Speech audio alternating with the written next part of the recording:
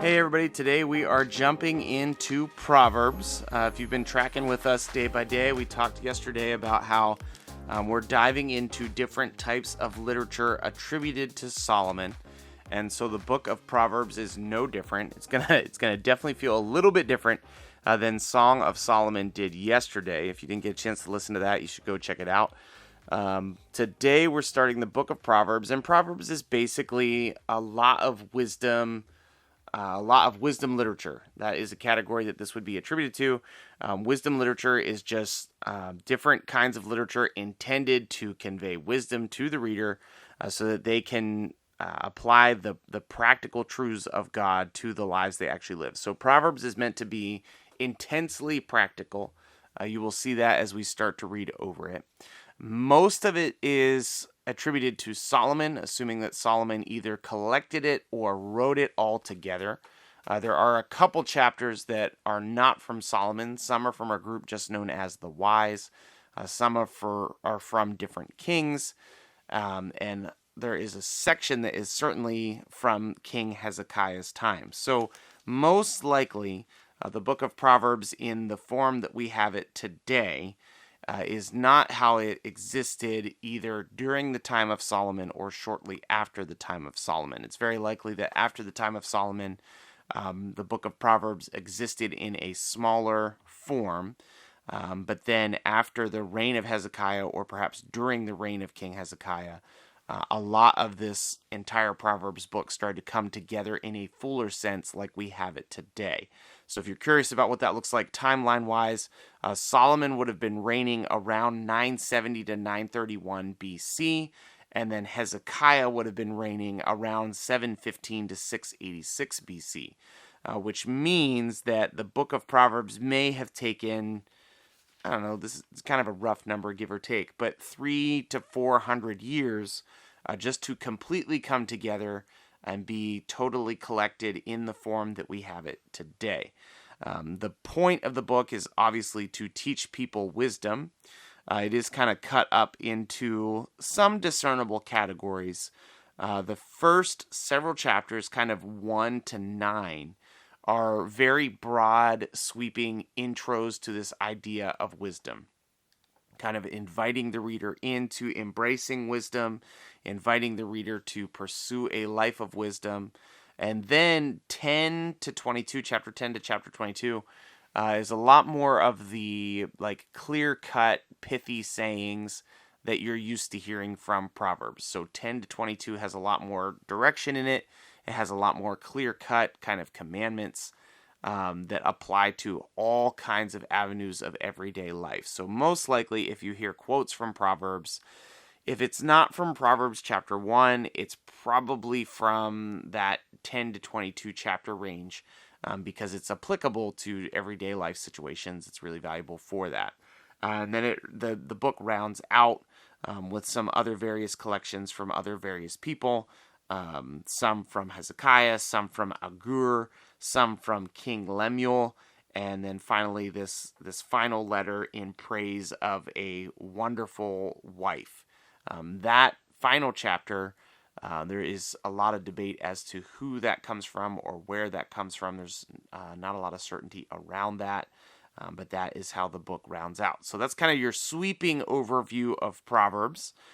Today we're covering just chapter 1 to 3, and like I said just a little bit ago, it is kind of this sharp intro material. And so one of the opening things you get is this line: "The fear of the Lord is the beginning of knowledge. Fools despise wisdom and instruction." We've been talking about that throughout Psalms because there's a lot of Psalms that say exactly the same thing. David has written many of the Psalms that talk about the fear of the Lord as the beginning of wisdom. You cannot have wisdom outside of a thriving relationship with God that is based in following his covenant. And so Solomon most likely absorbed that from his father. He probably read that from his father. And so Solomon is writing here in Proverbs 1 that if you want wisdom, you have to fear the Lord. There is no such thing as wisdom outside of the Lord. Probably one of the most interesting things about that is probably one of the biggest, most famous stories about Solomon is that he went to the Lord and he could have asked for anything. He could have asked for riches. He could have asked for power. But instead, he asked for a wise and discerning mind so that he could be a good ruler. And God blessed him with wisdom and also with power and authority and possessions. And so that's kind of like the defining story of Solomon's life. So here we get a little bit of what that wisdom looks like.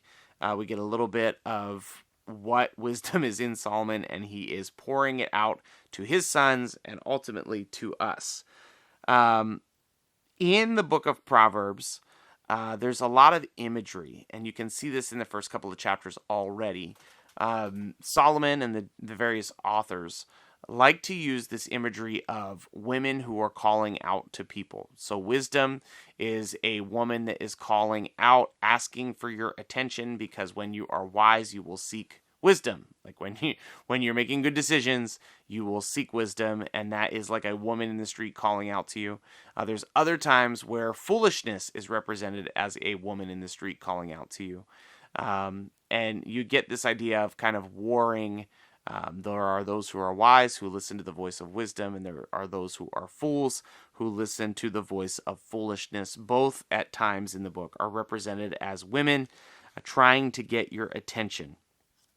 There's also in Proverbs 2, this is Proverbs 2, 5 to 6, I guess we'll say.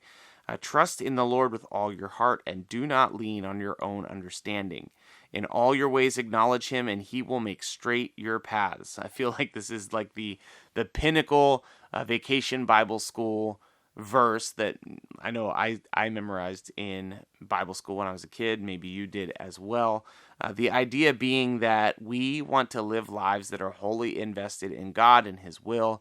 And there are times where that is going to look a little bit silly to us. We are not going to be setting out to stand on our own understanding. We are setting out to understand the Lord and what he wants for us. And so sometimes we make what seems to the world to be foolish decisions, kind of crazy choices, because we are listening to God's voice. We're not listening to the world's voice. And when we strive to hear God's voice and apply his truth to our lives, a lot of times he will make our paths straight. They're not going to be as confusing. They're not going to be as frustrating. And Proverbs 2 actually says that when you listen to the Lord, then wealth and first fruits of produce will come, and barns will be plenty, and vats will be bursting with wine. So when you obey the Lord, your life is going to go well. I mean, relatively so. Now, this is poetry. This is wisdom literature. So there is a lot of simile and metaphor going on. There's a lot of imagery going on.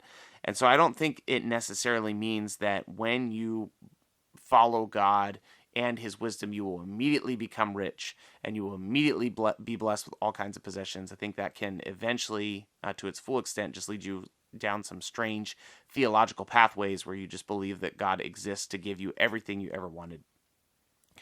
Ultimately, what it's saying is when you trust in the Lord, when you don't lean on your own understanding, when you honor God with everything that's in you, the Lord looks out for you and cares for you.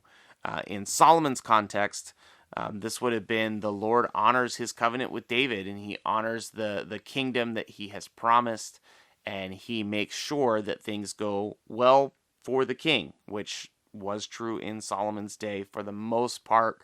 I've already talked quite a bit, and I'm sure we will talk about this more in the future, about how Solomon allowed his heart to be led astray and ultimately came off the rails.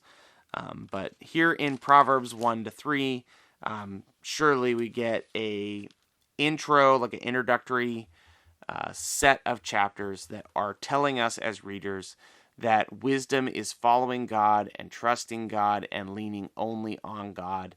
And so I would encourage you, I know a lot of times it seems like we say this over and over, but that is actually what the text is saying over and over. I would encourage you to trust in the Lord with everything that is in you. Don't lean on your own understanding, and look to God to give you wisdom and discernment and understanding, because ultimately that is how you find real fulfillment. That is how you find real care and concern from the Lord, by following in his paths and trusting that he will keep your path straight because you're honoring him ultimately as you become more and more wise in honoring him. So I encourage you to do that today. We'll be back again tomorrow with Proverbs 4-6. See you then. Thanks so much for listening to God's Plan, Your Part. If anything stuck out to you, if you have any questions, or if you'd like to receive a Bible, you can email us at godsplanyourpart@gmail.com. Also, if you're enjoying the podcast, please consider supporting us through the link in our description. We love that you're on this journey with us, and we hope you have a great day. See you tomorrow.